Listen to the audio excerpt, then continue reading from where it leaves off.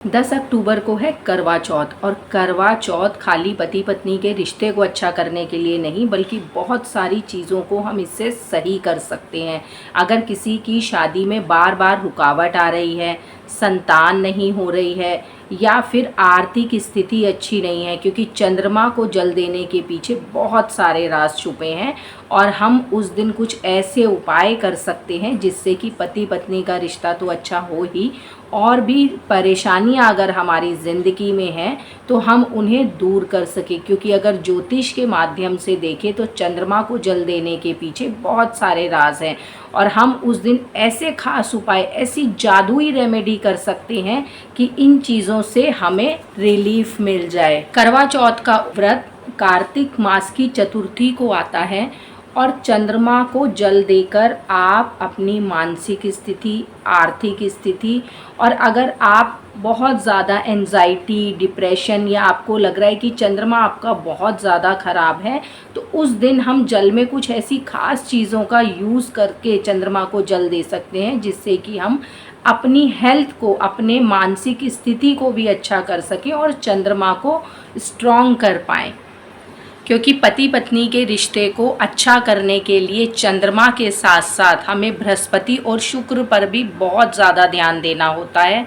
बृहस्पति और शुक्र को भी पारिवारिक रिश्ते और पति पत्नी के रिश्ते को मजबूत करने के लिए बहुत ही खास माना जाता है। पति की लंबी आयु के लिए तो सभी सुहागनें व्रत रखती हैं कि उन्हें अखंड सौभाग्य का आशीर्वाद मिले, उनके पति की लंबी आयु हो। और अगर आप भी चाहते हैं कि आपको अखंड सौभाग्य का आशीर्वाद मिले, तो आप उस दिन किसी भी एक सुहागन को श्रृंगार ज़रूर दान करें।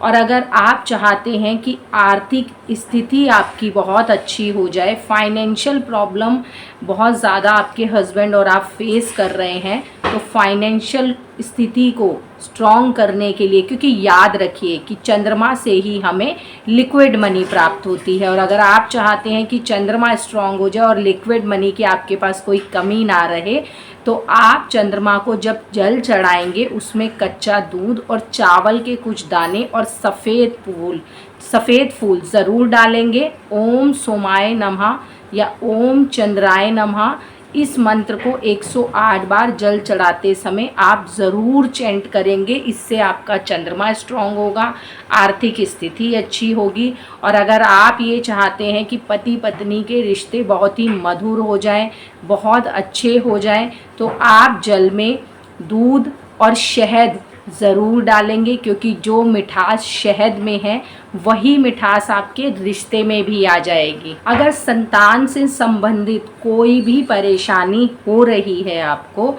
तो आप उस दिन अशोक के पत्ते और अनार अपनी पूजा में ज़रूर रखेंगे। और आप जब चंद्रमा को जल देंगे तो अनार के कुछ दाने और अशोक के पत्ते ज़रूर चढ़ाएंगे।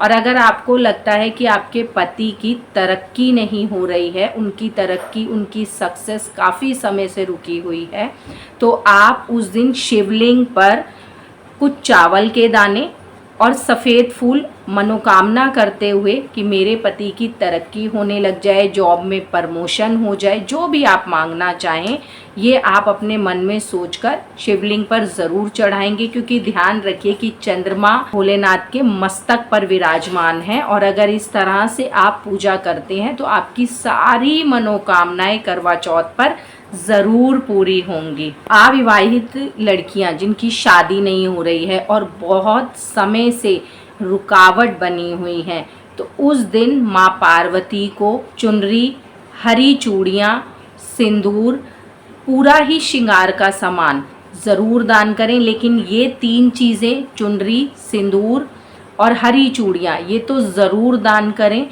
माँ को अर्पित करें, चढ़ाएं। जिनकी शादी में बहुत समय से रुकावट आ रही है, अगर वो माँ पार्वती को इस दिन हरी चूड़ियाँ, चुनरी और सिंदूर दान करती हैं, तो इससे उनकी शादी में आ रही सभी रुकावटें दूर होती हैं। गणपति को उस दिन मोदक ज़रूर चढ़ाएं, क्योंकि विघ्न हरता हैं, शादी में आ रही सभी रुकावटों को, सभी विघ्नों को वो ज़रूर दूर करते हैं। और इस चीज़ का खास ध्यान रखिए कि अगर आपने कलश जो आप स्थापित कर रहे हैं वो मिट्टी का ही हो, क्योंकि मिट्टी का कलश बहुत ही शुभ माना जाता है और उस कलश में आप चावल के कुछ दाने पहले से ही, जब आप स्थापना करते हैं, कलश भर के रखते हैं अपना, तो उसमें चावल के कुछ दाने पहले से ही डालकर रखें। और जब आप चंद्रमा को जल चढ़ाएं तो वो दाने आप चंद्रमा को ज़रूर चढ़ाएं। ये थी कुछ ऐसी खास रेमेडी जो आपकी इस करवा चौथ पर ज़िंदगी बदल देंगी, आपकी सारी मनोकामनाएं पूरी करेंगी। तो मेरी तरफ से आप सभी को करवा चौथ की बहुत बहुत शुभकामनाएं। हर हर महादेव।